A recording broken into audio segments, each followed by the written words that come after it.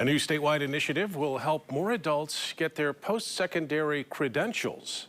The Michigan Center for Adult College Success will serve as the state's primary resource for research, support, and best practices on increasing adult enrollment and completion of post-secondary credentials and degrees.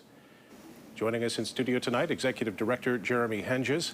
Jeremy, thanks for your time. We appreciate it. Yeah. This is a new organization put together to address what is a little bit of a growing gap in Michigan. Talk about that. Yes, it is. It's brand new. So I really appreciate you having us on today. So the center was an initiative, Talent First, which has been around serving 13 counties in West Michigan for quite a while. But this is a partnership with Talent First in the state of Michigan to help out the entire state about boost adult enrollment and completion.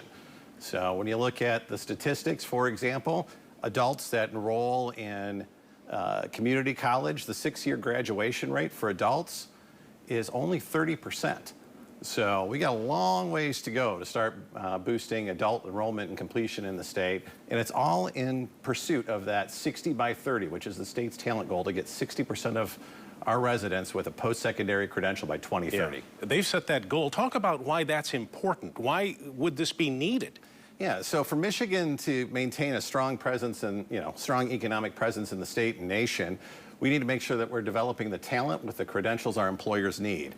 On top of that, 39% of our population lives in poverty or barely making enough money to make ends meet.